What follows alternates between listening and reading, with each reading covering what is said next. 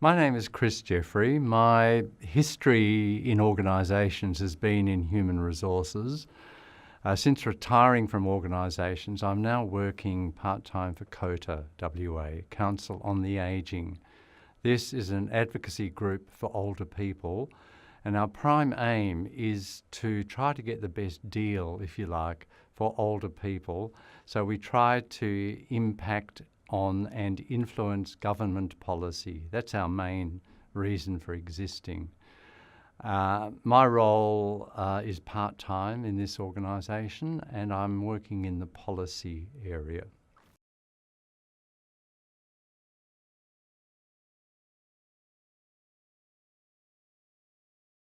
It impacts mature age workers differently depending on the kinds of jobs that they're doing.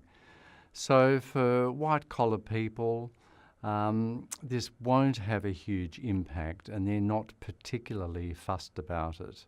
So for people who are in office-type jobs where they're basically sedentary jobs, that'll probably be fine. And in fact, it's probably going to be necessary to increase their retirement income, but we might get onto that a bit later on. For other workers, however, it's not such a benign scenario. For instance, for manual workers, for people in highly stressful people interaction jobs like police, nurses, teachers, this is a policy that doesn't sit very well because they all look forward to retiring at least at 65, and for many of those people, they retire earlier because they can't keep up with the demands of the job. So that is a huge issue that has not been addressed and not even been publicly debated very much in the public arena.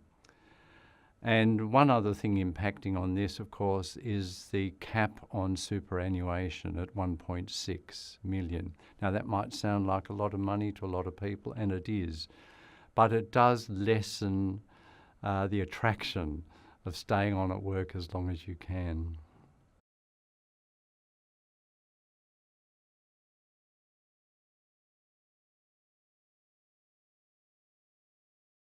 It's not a vexed question so much, but there's a lot of talk about this because the stereotype view of older people is that they can't cope with changes in technology. I think I know, research has shown that mature age people can deal with changes in technology. It's the way that the technology is dealt with in the workplace. And so if people are working in an area where technology is changing, they do keep up with the changes because they learn on the job. The problem, however, is if people are out of the workplace for some time and then try to re-enter and they have not been keeping up with technology, then they're looked at as though they don't know how to use latest developments. But I think the issue is not so much that older people can't use technology, it's the way that they're taught to use it. So, for instance, sitting in front of a computer using a software package to try and improve their technology is not the ideal way for a lot of older people to learn. It's by having somebody with them, showing them, sitting down with them, explaining it. They learn much better on a one-on-one or perhaps a small class basis rather than interacting with technology. And it's also, I think, that another impact of technology is that it tends to make jobs change quite quickly, the requirements of the job. And so this is where older people, again, the stereotype view is that they're not agile in the way that they can deal with changes in jobs. I think that has also been proven to be wrong. As long as they're coached through it, as long as the expectations are made clear and that the requirements, the new requirements, are explained to them. They can't just absorb them without that kind of support.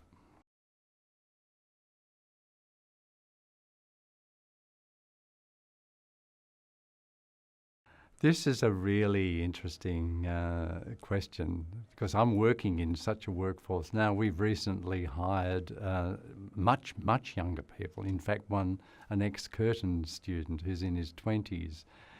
We also have people in their 40s, 50s, 60s and 70s. So it's a real multi-generational workforce.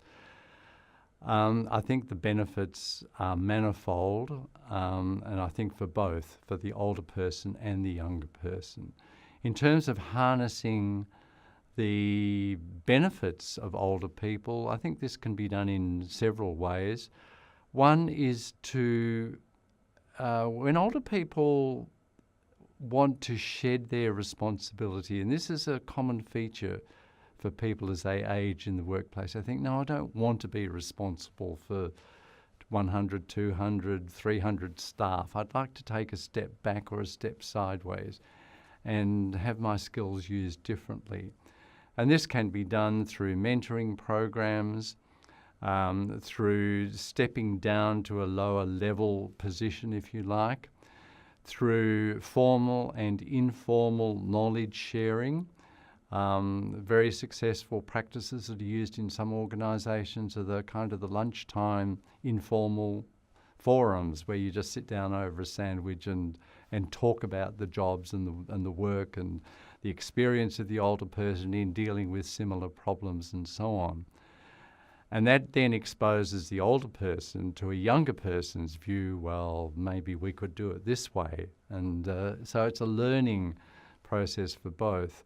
I think the other thing that's often neglected is that documentation is not kept in a way that's easily accessible, so that the older person can document the process for engaging in whatever it is that has to be engaged in based on their past experience and what has worked in the past, and perhaps suggesting modifications that could be made for the future.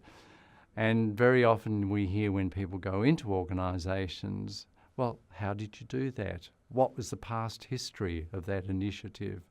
What happened 5, 10 years ago when the same idea was mooted? And it's very difficult to find. And I think with technology, that's becoming more and more prevalent because you don't necessarily have the paper trail that you did in the past. So I think that those processes have to be followed through.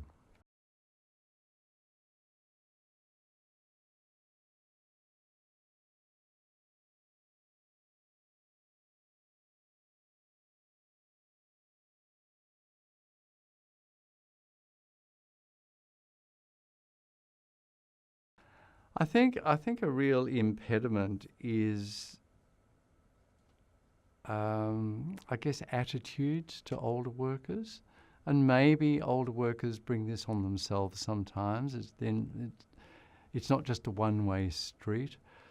But you often hear employers, and particularly recruitment agents, say, and they sometimes very open about this, that they favour getting younger people into the workplace to give it a bit of a jolt to get fresh ideas in. So that's one impediment. So when organisations are looking to downsize, very often the people that are first to go are the older people. And I think that very often older people can, as I say, bring this on themselves by even comments like, the seniors moment, I'm having a seniors moment, and I can't remember this and I can't remember that. So very often they create this impression that they're not keeping up, whereas in actual fact they could very well be. I think also the rate of change in workplaces is highly accelerated now. And that means that older people do have to keep up. They do have to keep educating themselves. They do have to keep abreast of latest developments in whatever their area happens to be. I think also that organisations have to be very agile today. We see this, one thing that's talked about a lot is the change to online purchasing, for instance, as opposed to bricks and mortar. So organisations have to be able to cater for what's going on, and older people have to be able to do this too. So there has to be a synergy between the organisation, between the older people, so that the organisation appreciates what the older person can bring, and the older person appreciates attempts to keep them abreast of these latest developments.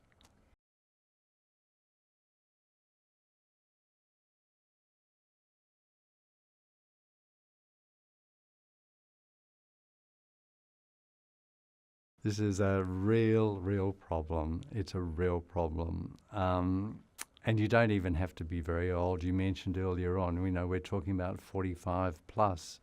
45 is not old, but that's when retrenchments and displacements tend to start to occur.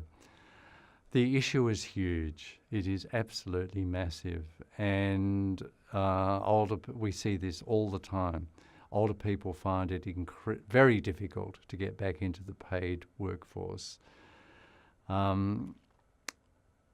The older you are, the longer it takes. And we know that it takes on average 12 to 18 months for a person who's 45 plus to get back into the workplace. If you're in your 50s, it can take longer. And unfortunately, the statistics don't tell the whole truth, because many people just simply give up. So that's a problem. And the problem lies, I think, very often with ageist attitudes to older people. There are all sorts of stereotypes attached to the mature worker. That they're slow, they're not as mentally agile, they get sick, they take time off, they can't keep up with technology. And the research that I've read debunks all of those attitudes, but we still have them. And very interestingly, in a small project that COTA conducted that ended this year, where we mentored older people who'd been out of the workforce for some time, one of the outcomes of that very successful project was that one of the people who was acting as a mentor, who was, of course, working in an organisation, said that as a result of that experience, he, in fact, went back and employed a 50-plus person, because he suddenly realised that he did have very ageist attitudes prior to that mentoring experience, and that older people could provide very positive benefits into the workforce. I think also that older people, as I said before, very often emphasize the stereotypes by thinking that they can't participate in the workforce, and they're past it and so on. But that, again, through research shows that actually is not the case. Research also shows that older people do not take more time off than younger people. In fact, they very often take less time off. But what older people do require is a flexible workplace. And very often it's starting to occur, but very often it's still not really forthcoming.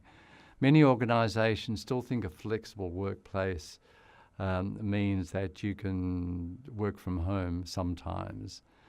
But older people require a little bit more flexibility. They might have child minding requirements, because very often older people play a big role in looking after their grandchildren. So the hours might have to be shortened. The school holidays might be a factor. They might have to take a bit of time off. So flexibility, the notion of flexibility, has to be increased a great deal to cater, not just for older people, but for young people with families as well. The situation can be very similar. I think too that an issue with older people getting back into the workplace, as we've touched on before, is the changing nature of jobs. If you've been out of the workforce for 12, 18 months or 2 years, then the nature of the job or jobs might have changed a great deal. So on-the-job training is required, not necessarily going to a course somewhere, but actually getting back into the workplace and training and retraining on the job. So all of those factors impact on mature workers trying to get back into the workforce. But I think by far the biggest factor is attitudes to older people.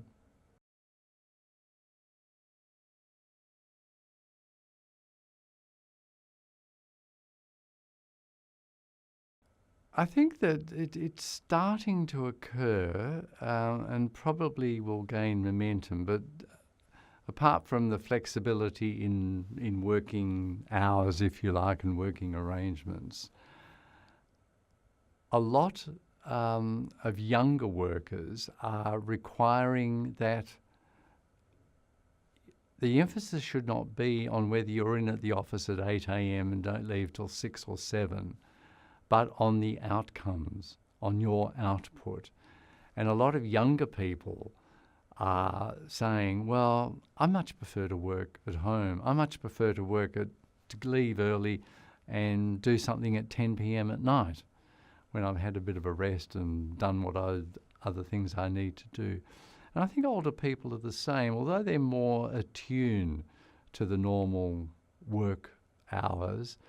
I think increasingly they would appreciate being able to work in their time, probably or possibly in a different environment, in their home, for instance, where a lot of work now can be done online. So that's one thing. Just emphasize more the outcomes that you want rather than the hours that you're seen to be in the office. So I think that's one thing. Many workplaces are now becoming very open plan, and this does not appeal by and large to older people. They often don't like working with a lot of hubbub and noise and activity around them. And I don't know what can be done about that, because I think young people tend to take this in their stride and they're quite happy with that. I think for older people, if you can have an array of workplace environments so that you do have open plan for people who like it, but you do have a number of offices for people who, for an hour or 2 or 3, want to get into an office and shut the door so that they can focus in the way that they want to focus, then I think that's necessary, rather than having this blanket open plan that seems to be creeping in, replacing the blanket discrete offices that they're replacing. I think you require a mix.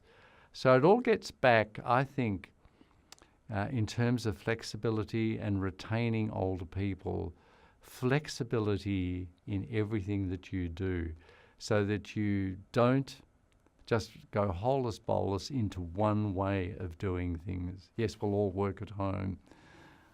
Yes, we'll all work in an open plan, or whatever it happens to be. Have flexible spaces, flexible hours, and accommodate different ways that people operate, because that would appeal to people of all ages, young and old.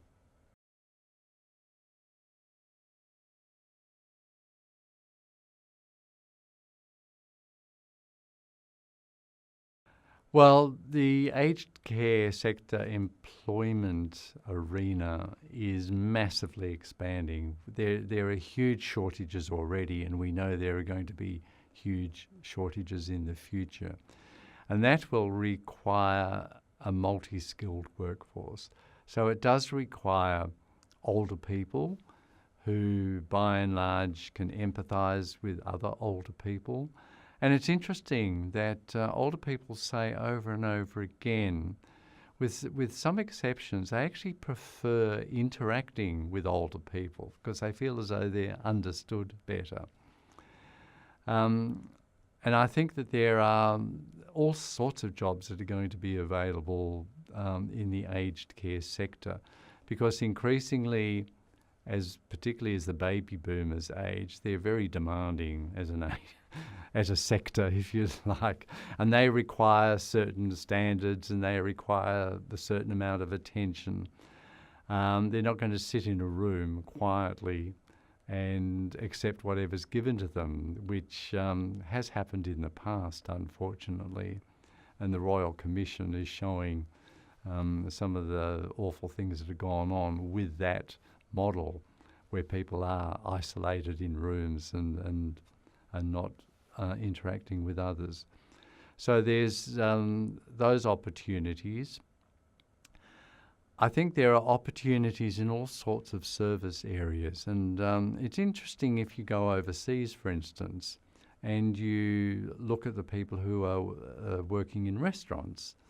Over in Australia, we tend to think of waiters and people who are working in restaurants as a young person's job, and very often a student job where they can earn money if they work part-time. But overseas, you see a much more varied population working in restaurants. And in the entertainment industry generally, it's a much more diverse age group working in those areas. So I think that's an attitudinal thing we have here, where those jobs are looked down on perhaps. They're not seen as career jobs, whereas overseas they very often are. So I think that's an attitudinal thing, and I think that older people can bring a lot to the hospitality industry, that we're not harnessing their forces at the current time. I think that in all sorts of occupations overseas, we've just been overseas, and you see a lot of people who are bus drivers, for instance, who are female, who are older, all of that sort of thing that we don't often see here. We're starting to, but we're a little bit behind the eight ball in our acceptance of and encouragement of older people, A, to enter these professions, and B, to stay in them, because, as I say, very often they're seen as younger people's jobs to be done on a part-time basis. So I think there are those sorts of opportunities that are available. I think that there's also probably a growth industry in technology, not perhaps so much devising technology, but providing input into what needs to be included in technology, in the product. Because a lot of technology is not user-friendly, and older people often roll their eyes when, for instance, they get a new appliance and the manual's online, and it's just so difficult to wade through an online manual. So I think that if older people had some input into how these things are devised, what's included in them, what kinds of things could be included in a summary, a quick summary, so that you can get into using whatever appliance it is quickly, without having to wade through a whole lot of information that to them doesn't seem to be necessary. So I think that older people can be used a lot more in that capacity as well.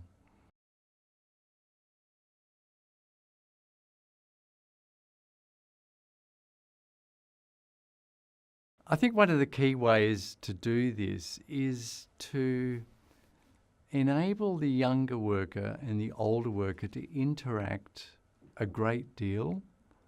If I just go back to my own personal experience, with Jed, for instance, we sit side by side. And so we're constantly talking to each other.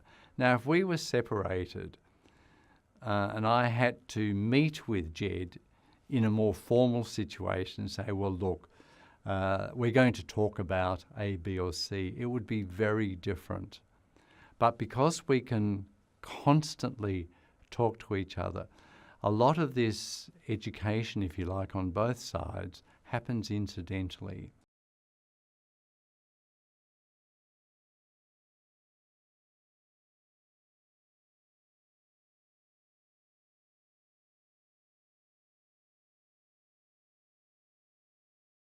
It can be done in a couple of ways. One can be formal, where you have formal meetings, where you formally document knowledge and processes and procedures. But I think for real knowledge sharing, it's the informal that is the most powerful.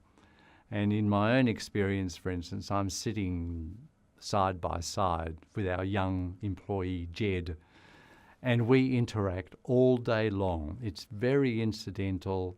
Hey, Jed, what do you think? And he'll say, hey, Chris, what do you reckon? And we are constantly sharing. And I think that that is having such a positive effect on both of us.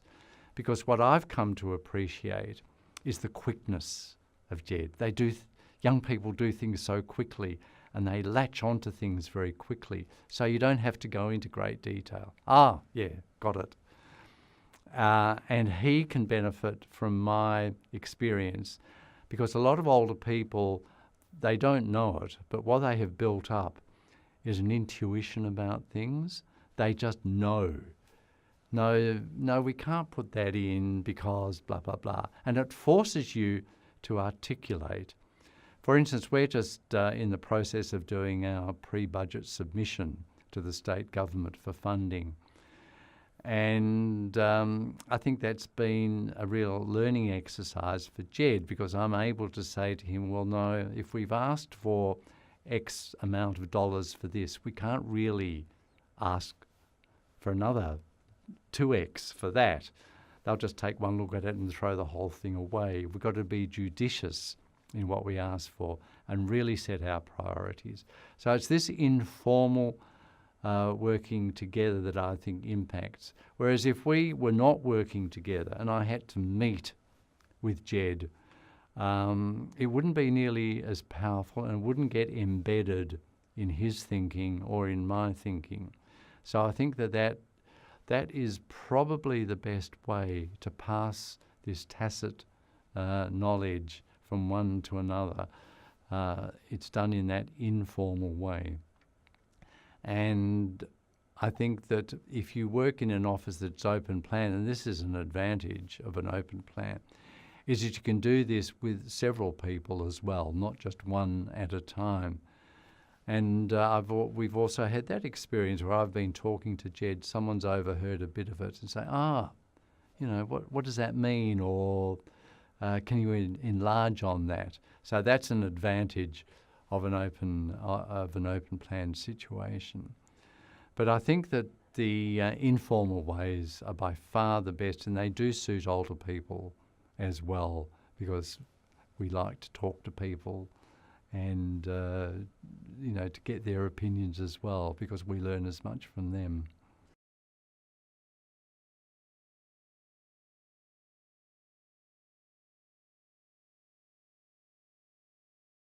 I think that's really vital. I think formal mentoring and coaching is very powerful, and we've experienced that in that project I alluded to before, because what that does is that it forces the older person to sit down and think about what they're doing, and this very often doesn't happen. We talked about an impediment to older people getting back into the workplace. Well, one impediment is older people very often think, I've done this for 20 years, therefore that's my job, that's the job I want back again. Whereas they don't think about, well, what are the skills that I acquired? What what attributes do I have as a result of having been A, B or C for 20 or 30 years. So I think that a formal relationship, either coaching or mentoring, which are different, but I think a formal relationship forces the older person to really analyse themselves and their skills, how they approach their job, what they bring to it, how they tackle particular aspects of their job. And it forces them to articulate this not only to themselves but to the person that they're coaching or mentoring.